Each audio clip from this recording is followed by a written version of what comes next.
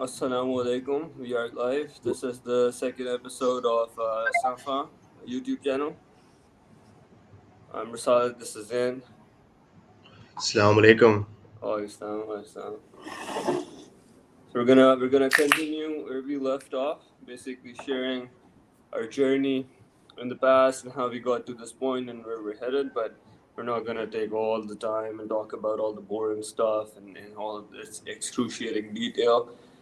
But just get up to speed about all the all the major milestones about like we didn't know about like different kind of corporations or sole proprietorship, different corporate business legal structures and whatnot, and how did we do that, and some of the people who were advising us, they it seemed like they knew everything, and then they were like, you should do it like that, like this, but then it turned out that their information was relevant to us, but we were in Canada, so we had to figure out everything by ourselves. So, but yeah, so we're gonna get into all that.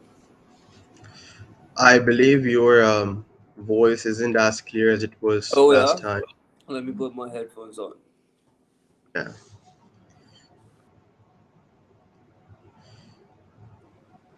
What about now? Yeah, it's better. Oh yeah.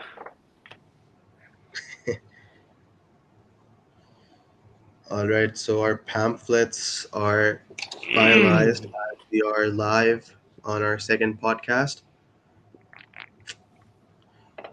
just approving our first ever pamphlet for Safan. Yeah, yeah, we've been trying to do that, and now it's finally done.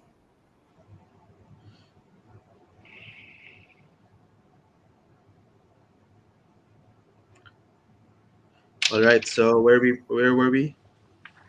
I think we left talking about. I don't remember. I think in this episode, the goal of this episode was just to cover all the history in a brief way and get up to speed of about where we are right now, so that Okay. we've covered everything in the past. Right. And so So I just believe you can I fly. think we were discussing. Sorry to cut you off. We were talking about It's this all good. thing prior to the podcast that um, we would start off with um, the color palette that we chose for Safa and what was the reason behind it, um, leading towards why did we choose that color, and how it led us towards the whole entity of the social media, which we did have an idea about in the past as well, but we weren't really sure how could we connect, because we over time we've always come across groups and pages and individuals who were marketing their products and their services. So it was our time to do that, and we wanted to be um, take a different pattern and a different approach. So I believe that's how it all started. So so let me ask you first, Rasalit, what do you think is the prime reason behind choosing the color that we have set for Safa? So we knew that early on the products that we were starting would be related to the stainless steel industry. You could say beauty products, dental instruments, or surgical instruments. Anyways, all stemming from stainless steel products. And so we wanted to choose a color palette, basically a brand symbology that would convey strength, and so we decided to go with, excuse me, gray, red, like crimson, the color we have in our logo, and gray and tones of that to basically mimic strength and the color of stainless steel, basically. And it also looked pretty cool. Absolutely. Yeah. Now, I remember that when we were getting into this market, we knew that this was closely affiliated with the makeup industry as well, which certainly covers a specific demographics across the globe, and that certain demographic is associated with what we can call as like bright color schemes. So this was a very stern decision that we had to make because we knew that we would have to stick around with the color, and we decided to go with the color palette that we have. So that was a good start, and the reason why I brought this up as like in the beginning of the podcast is because whenever you choose a logo or a color, it basically defines your brand to the point that you are actually controlled by your decisions are actually controlled by that color because it radiates a certain message, and you have to make sure that all of your forthcoming decisions for your brand in line with that message. Yeah, I agree to that to most extent, but then we're also learning about a lot of things about developing a brand and building a business around that brand and everything. And we're gonna make mistakes. It's inevitable. But then the point of doing this and being so transparent is so that we can be open in our journey and admit when we're wrong and learn from our mistakes and take feedback when it's necessary. Absolutely, Yeah. absolutely. All right, so Risala, can you please shed some light over your journey when you had to get into the nitty-gritties of incorporating the brand? And by Yeah, the way, so this is the first time doing it together, right? So we had no idea. So we were taking suggestions, and it's not as Risala has told us in the beginning. Everybody was telling us that everybody knew everything about how to incorporate a brand, but when it came down to the practicality, it was countless hours of research, market research, and a government documents that we had to review, which was never fun. yeah. So just a second, let me take my multivitamins and then I'll take it away. Let me take mine as well then. Nice. It's been some time. Yeah, go ahead.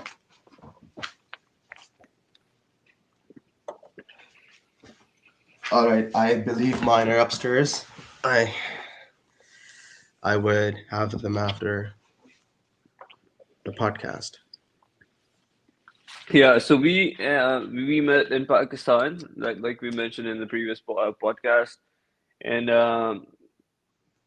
we got excited about working with this idea that it was a good opportunity and it made sense that like Pakistan is one of the leading manufacturers of stainless steel products, surgical instruments, and whatnot, and keeping the current political conditions aside, it's like Hmm. yeah, whatever. But anyways, so we knew that we had made the decision that we're doing this, and now it's just a matter of how to do this and what to do, and just like keep doing it. And so I came back to Canada, and then I remember that it was I didn't even have a place to stay. And so for my first 2 months, I was living between Toronto and Kitchener and Waterloo, and so it was a bit all over the place. Uh, and then after this was July, August, I think. And after that, I came back to Victoria. But then I knew that until I come back to Victoria, I can't really do much because I needed to Hmm. have a proper address and a lot of things I needed, like a postal address and everything, to get started with the documentation. And so during that time, we just got the business development stuff. Basically, like you and I were working on the website around that time, I believe, and what else? And and then first I didn't even know like that we had to register a corporation, so I registered the sole proprietorship. Right, And then after I did that, and all of these things they require money for the documentation and the right. application and whatnot. And after I did that, I realized that okay, this isn't good because I mean it makes things easy in the short term that we don't have to deal with the extensive documentation with that you would need to with the corporation.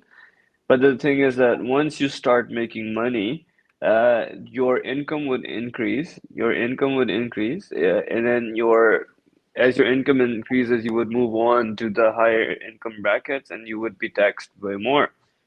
And so we knew that we are in an industry where we're gonna once we lay down the system well, and the orders start coming in, the wholesale orders are gonna be dealing in large amounts, large dollar amounts, and so. Uh, then I realized I made a mistake and I had to register a corporation. And it wasn't that simple. It wasn't that simple because then there were so many websites. There was federal incorporation, there was like local corporate incorporation, and then among that you can also choose which provinces to incorporate in. But then still, it also doesn't matter if you're incorporated in BC. You can still sell in other provinces. So it was just a world that we had no idea about. And Right. it took a fair bit of time, and then I processed the documents and everything, and then I got uh, a business number or something. License number.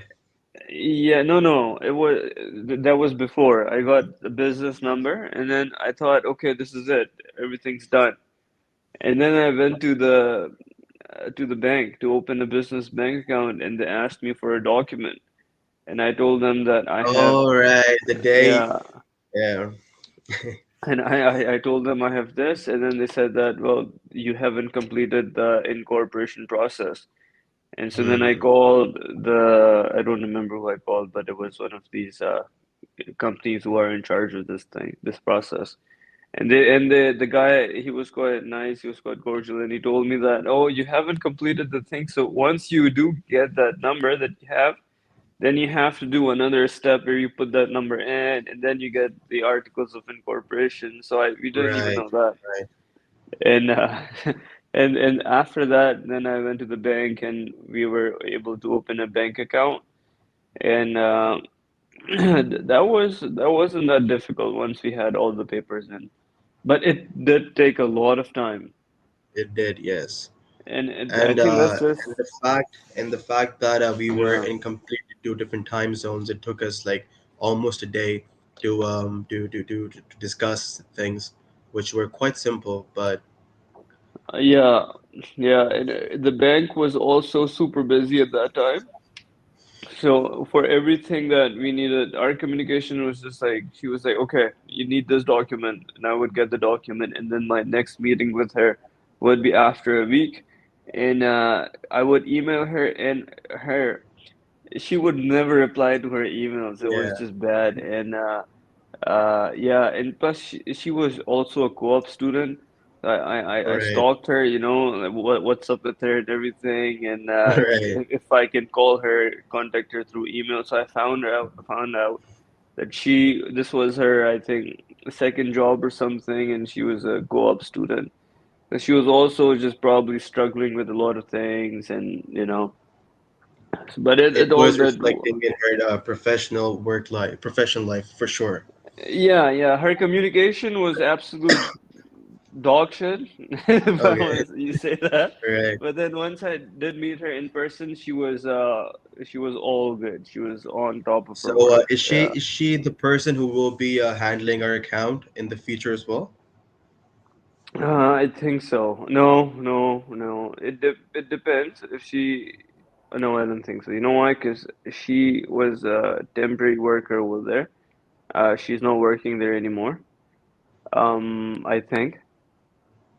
So whoever is basically the account manager at that time would be doing that, but yeah, she was on a contract So, basically. just to evaluate, if I walk in to open up a personal account, and contrary walking in to open up um, a corporate account, what sort of challenges do you think an individual has to come across at the bank? Yeah, so first of all, so you're making a corporation, right? And a corporation is a separate legal entity. So the good thing about having a corporation is that if something blows up or if something goes wrong, you're not directly liable, so you have this wall of protection. But then conversely, if you had a sole proprietorship, then you would be directly responsible. So there's a legal dance play involved where the basically the account manager or whoever is opening your account, they will make sure that you're not doing some sketchy stuff, you're not laundering money. This is Right. you don't have there's a lot of questioning going back and forth, where they do their due diligence and make sure that this is halal according to their banking Right. standards. Yeah, Right. and but yeah, and then if and so this is also a time-consuming process. So I wasn't just able to walk into a bank and get them working on this thing. And it took me 3 weeks to get this appointment set up. And yeah, maybe I could have went to some other bank and you know, maybe I would have gotten an appointment earlier. But I've been banking with the bank that I was for so long, so I was comfort. And then it's also really close to where I live, so it was also Right. a decision based on convenience. So yeah, you gotta have a lot of questioning, be ready for a lot of questioning, and it was an interview kind of process. And after that, she wrote down all the answers and everything, took my articles of incorporation, and yeah, And as of today, how much are we paying for service charges? we're not paying anything. That's great. And why is that? Yeah, this is because I told her that the reason why we need this bank account right now is because we want our business structured properly and everything, and not instead not be in a position where once we start having business, then we're running around going for looking to set up a business account and everything. And I told Mhm. her that we were not expecting to be making money anytime soon. And this is the conversation that happened summer of last year. And so I told her that I don't want an account where I'm not making money right now and I'm just paying for the bank fees or everything. So she helped me set up an account where uh, there are some limitations. Basically, limitations are so. For example, let's say you have a daily a business where you have basically daily um, business transactions. Like you're working at Domino's, let's say, or a gas station, and whatever cash you got to make deposits. So you need a deposit card and those kind of things. So we're limited with those features. We would have to pay for some of those things. But whatever those limitations were, at that point, we were completely fine with that. And then I told her that once this starts growing, and if we need to scale to a bigger account, she assured me that it should not be any problem. Perfect. And Perfect. plus, the account that we opened was for wholesale transactions, mainly for import and export purposes. The transactions you would be doing for sending wire transfers and receiving them, and so on and so forth. But for other streams of income for the business, there are separate bank accounts that I'm looking into Perfect. By the because way, it our makes it pamphlets easy are for now tax final. purposes. Sorry, go ahead. Our pamphlets are now final. Okay, don't show it right now on the stream yet. Just send it to me and then let's go back and forth until we finalize it. I believe I can this is fly. final. We don't have time to go back and forth onto this. You sure? Okay, send it Yeah, to me. yeah. I'll send you the final file once I have it in AI. In AI? But the format, What? I don't know what format is that. So I'll send you this thing right now. Do you have it on your phone? Can you see it? Oh, I will if you send it to me. I see your wedding card, but not the. Okay, here it is. All right, looks good. I like it.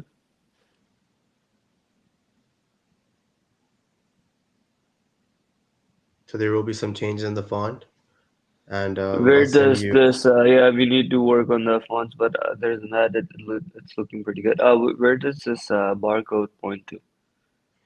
So I had to go back and forth with the barcode. I was preferring to go with the info, like phone number, email, and website. But because we also have our business card, so we'll be using that for the content information.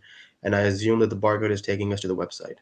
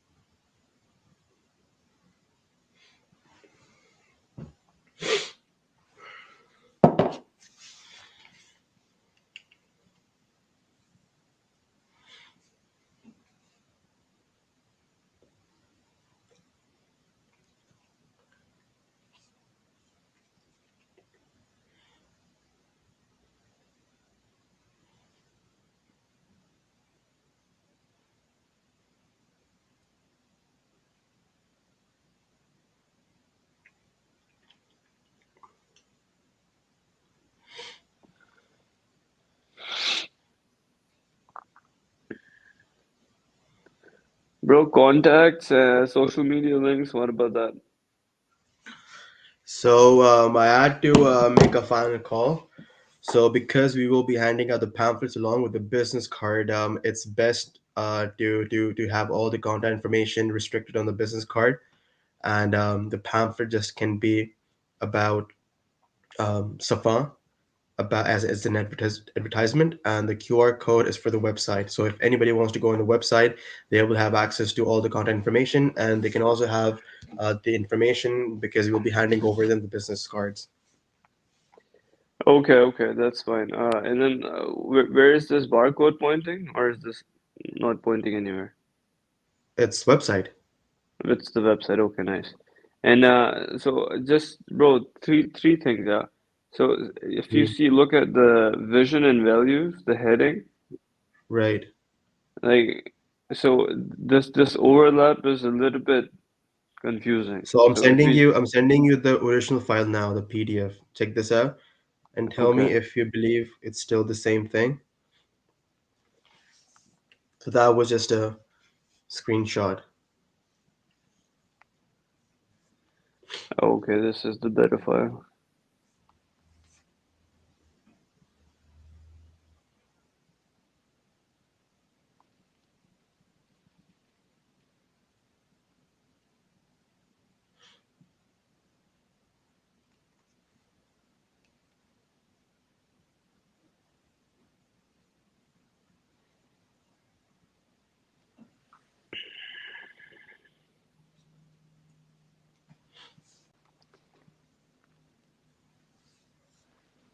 Yeah, in this one it doesn't look bad, honestly.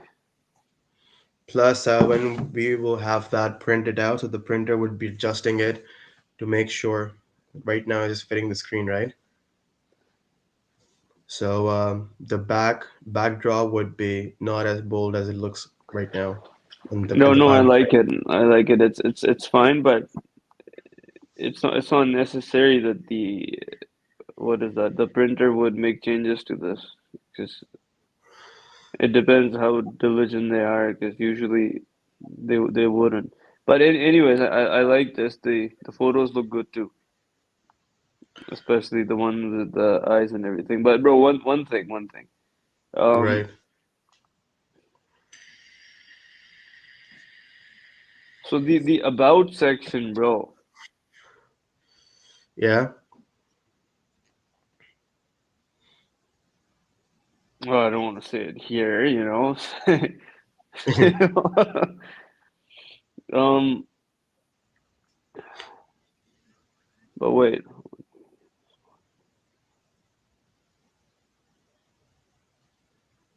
But then if you say this, the first sentence from what began at da da da da da, Hmm. so then how would you,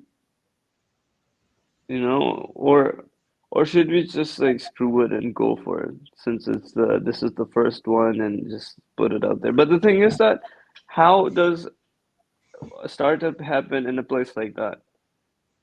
People would have that question, you know. It's like you No, go the to that. idea the idea behind this thing was just to paint a picture that it was nothing that was decided, as a think tank or something, in a boardroom. It was just like friends sitting together and discussing what can we do and what potential is there in the market that we can proceed with, and the Okay, location. okay. All right.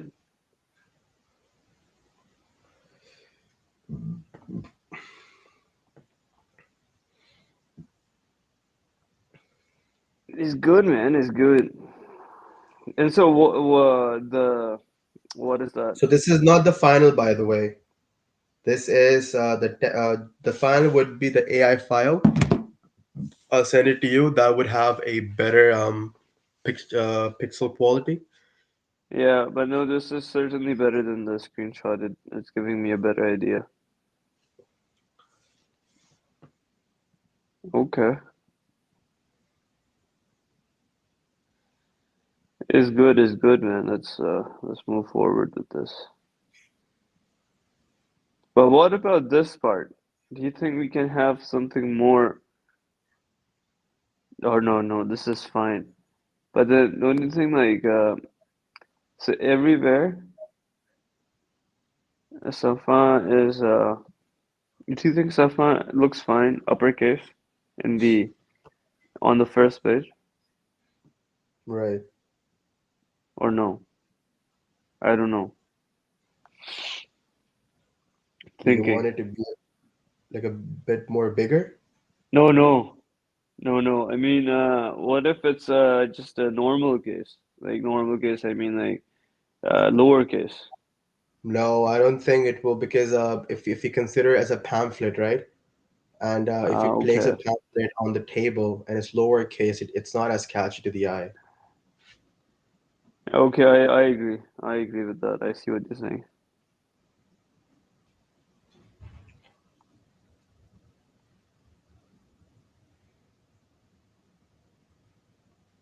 All right.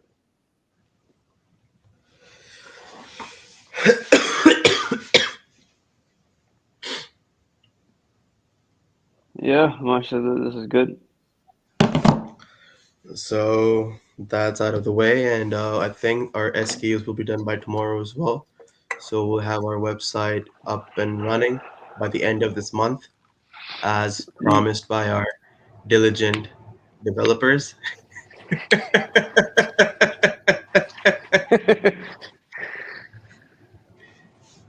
Uh, I don't think mine would be done by tomorrow. I have a research proposal that's due tonight and a quiz that's due tonight, and I should have been working on that, but I got my shift schedule because one of my coworkers is sick or something. Um, So when do you think you'll be done with your SKUs? End of this week. Okay, that's all right. I was planning on having a chat with developers on Sunday and reviewing everything with them before assigning them all the tasks and asking them to start things by Monday. So I'm How do you hoping for think? them. Huh? How do you think they're gonna respond? They will respond all right. I had a quick chat with them, with one of them, a couple of days ago, and I gave him a clear-cut idea about where we stand and the urgency. So once the work is done from our end, then it's just guidance that we have to provide, and it wouldn't take much efforts in setting a picture because all the content will be in their own hands. So the Yeah, pamphlets are ready, so cause we we can did. utilize the Yeah, content go in ahead. the pamphlet as well for the website. So there's no Okay. information that we would have to work on. Yeah, yeah, exactly. And plus, we spent about a week working on the SKUs, 2 weeks, let's say, Hmm. about doing Yeah. all the SKUs and labeling the photos and all those things. And so that Right. was the main difficult part. But then now, if they're like, oh, just to upload the photos, we're gonna take a month and a half, and then to do some other thing, we're No, gonna no, no, no, take no, no, two no, no, weeks. no, no, no. If you listen to the last voice note, he has given us a timeline for 1 week. Just the latest on the group. So Okay. if you stretch it out from a week to No, no, I maximum two think weeks, so we can't stretch it out because your Shahid uncle is also, yes, you know. yes. So I have to speak with him after this podcast as well, and along with that, um, we'll be done in the first week of March. That's the time I've given him as well. I had a back and forth with him 2 days ago over voice notes, and I told him that the website will be done by the first week of March. So I am quite certain that the website will be done by the 5th of March at any cost, because then we cannot go any later than that. Yeah, So okay. that is for sure. That is for sure. And Mr. Shailan is aware of this. Sounds good. All Sounds right, good. so we've covered that as well. Do you want to tell the future listeners of the Safan podcast how we began our market research for the articles that we believed we will be manufacturing and selling before we come up to the manufacturing and the sample parts?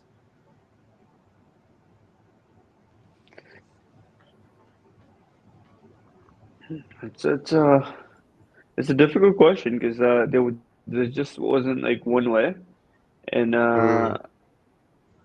one was groundwork. So we did quite a few things, and the most basic thing was basically doing the groundwork ourselves, going to Oh, uh, sorry to cut you off.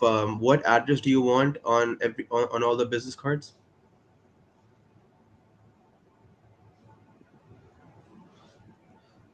yeah. So I send that to you. I will send that to you after the podcast. Or do you I want need it it now? right now. Right now. Which one do you think we should use? So the So we Mississauga shouldn't one. use the address where I'm at right now because I'm gonna move soon, and Okay. I don't know where I'm going. So what about the Mississauga address? The address that That's also will be changing quite soon.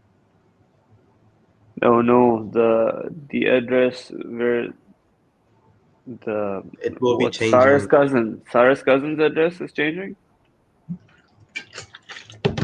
I never added that address.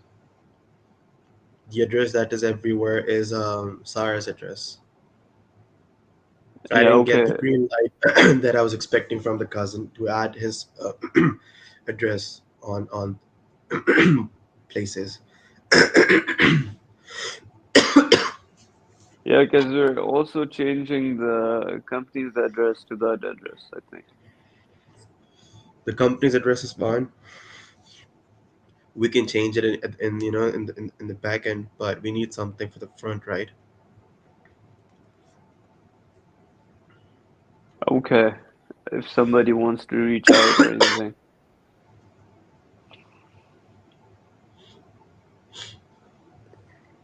Yeah, you can't just throw a question like that like out there, you know? No, Um, that's what I'm uh, working on. yeah, I know, I know. We got to think about it.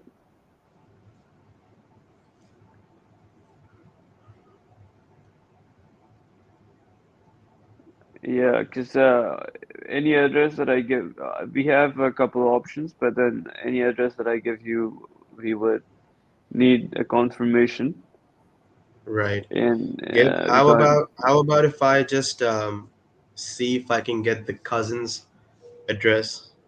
Yeah, do that. Just give me 1 second. Yeah, so I'm gonna put you on mute while you're doing that, and I'm gonna share about our market research. So the market research was we then basically went to different stores like Sephora, so you know like, not all the Sephoras are same. If you go to the Sephora branch in downtown, that looks completely different. They have way more options than the Sephora in your neighborhood shopping mall would in Mac and all these other stores, and we compared their online inventories and everything, and saw what they were offering, what they were not offering, and local stores like Walmart, Costco, and Shoppers Drug Mart, Save On Foods, what their inventories were like, what local people were buying, and there was a lot of that process. Other than I would say that was the foundation of our process. And after that, seeing what most of the what were most of the products that were overlapping the most of the products that were being sold in those different places, then we basically went online and through market reports and everything. That's when we actually started using the market analytical tools and everything to get an idea about how, not how, about like where the beauty industry is actually going.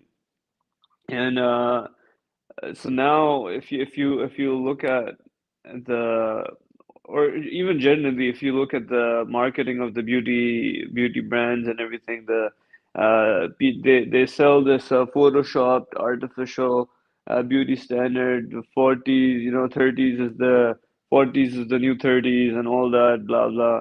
Where nobody wants to age, and people just feel that aging is the wrong thing. It's just not good, and so they get uh, these Botox plastic looks where they're just basically jabbed with chemicals and everything, and there people are just basically sold a face or this idea of beauty that's just from reality, and the only way you can achieve those unrealistic looks is by going under the knife and getting these surgeries and injections or whatnot, you know.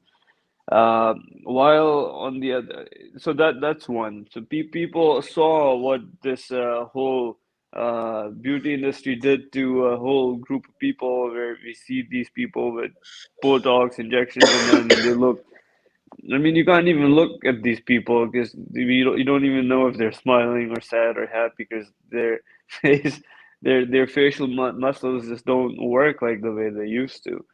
Um, so people started to have a change in their in their consumption habits towards embracing their authenticity, their uniqueness, and being fine with who they are, just so that they can enhance their look the way they want to look, and not being told how they should be. So there was a huge shift in people in terms of that. And secondly, there's a huge shift in people with basically what is that anime. So you see a lot of people doing these like anime looks where they're doing these big eyes and contours and just very accentuated, highlighted looks that uh, people are exaggerating the cartoon aesthetic, to put it in a mild whatever. But so there's a huge market developing for that as well. And then because of the blowing up of the K-pop culture, and now everybody's obsessed with those kind of looks, and so men grooming and makeup is and men's skincare is also a huge thing, and especially after COVID happened. A lot of the men's grooming, how to cut men's hair at home was one of the top searches on the internet. People started to take care of themselves at home, and they also got a bit germ paranoid. That if they go out and they're gonna get germs, whatnot, so might as well do it at home. And so people started looking for at-home remedies and at-home treatments and solutions that they can just do themselves. So that's also why we developed this brand and had this idea that, okay, we should target brands that we should target this emerging demographic where people want to embrace authenticity, and they're tired of these these Photoshop looks and whatnot. So yeah. Do you want that's quite informative. Do you want a physical address on our business cards, or do you think we Oh, should not just have it? I think it would be fine without it because right now we're not a brick and mortar business. We're an online business. Right. Yeah, and so all our wholesale orders and everything that will just be through our online channels. Okay. So I'll just take off the address. Yeah, and plus, down the road, not too far in the future, bro. I'm talking about the distant future, the near future. I mean, sorry. Once I have a permanent place and everything, uh, and things are a bit grounded, then we won't have to worry about these things because the next batch of Absolutely. these marketing materials we'll be making, that would be in Canada as well, so no need to Absolutely. worry about these things. There's actually this company in Toronto that that manufactures prints business cards, Paraflex for brands, and I was I got a reviewing their Pakistani guy, bro. really. Yeah, yeah, in Surrey. Yeah. By the way, I just found out. So my father's friend lives in Ottawa, and he travels all the way to Oakville just to get his cars serviced. Is this like a 5 hour drive? But he chooses to do that because he's been with this guy for well over 20 years. So he just changed two of his air filters in his Mercedes Yeah. for $20. And if you would have taken that to the dealership, it's over $1,000. Oh, nice. So yeah, like it's the community based help really goes a long way. So for sure we'll be using this Pakistani guy for our prints, but let's see how his work is. Oh, I've heard good things about him, but of course we don't want to hire people just because they're brown. Of course not. I mean, Absolutely. that's not a metric. But yeah, I got about 5 minutes. Okay, so let's just summarize today's podcast. So you guys saw us during our grind, doing a live podcast and watching us because this is our working hour. And so I was finalizing the pamphlets. With that, we had to finalize the business cards as well. While we were doing that, we realized that even though we're printing out these files, we won't have a long-term physical address. So we had to make a final call and overall take off the address from all of our um, hard copies. So it's things like that that you come across while starting something, and it's just like these. last minute calls that you have to make, which clearly change the entire narrative of your agenda, which is how I began the conversation with as well. Like it's your color palette and your name, the reason behind your name, your vision, and your principles. They really go a long way. So as just to give you a quick example, if we were not interested in the organic element of our business model, we could have just put any address on our business cards and a pamphlet. But we chose not to do so because we were well aware that if someone really wants to get in touch with us and wants to come visit us, we have to make sure that we are giving them the right information that we can be accountable for. Yeah, absolutely, absolutely. And so we've touched on the past for most part, you know. We don't want to get too much into details if down the road if we have any guest and or they have a particular question, we can of course get into we can answer that question. But right now, where to bring everybody up to speed where we are right now is that uh, for a very long time, we were trying to source our products from Pakistan, and it wasn't working out due to whatever reasons that we don't feel like going into right now. But external factors that were basically not in our control, and we had already made the payment, so we got kind of stuck. Our pipeline wasn't moving at all, and so we took advice from Zen side, someone who's been a veteran in this business for many, many years, and now he's retired with a huge business. And so he just told us that, what are you guys doing? And why don't you guys just stop doing the import export stuff and Right. just locally source the products because these products are already in your country. A lot of people have huge warehouses where these products are already present. Yeah, sure, you might not be able to get them exactly the way you want, but you're starting. And so instead of waiting for that thing to happen so that you can do some other thing, instead just get a move on and just get it started locally.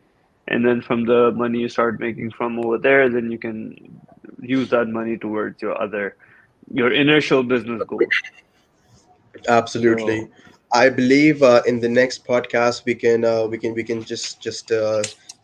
slightly shed some light on where did the idea of sourcing products came from. What was, because we didn't know where we would sell the products, but we just want. But so let's talk about the samples in the next podcast. How did the idea of samples came into being? Where did we decide to get the samples from? What complications we had, and how did we change our direction? And where do we stand as of today?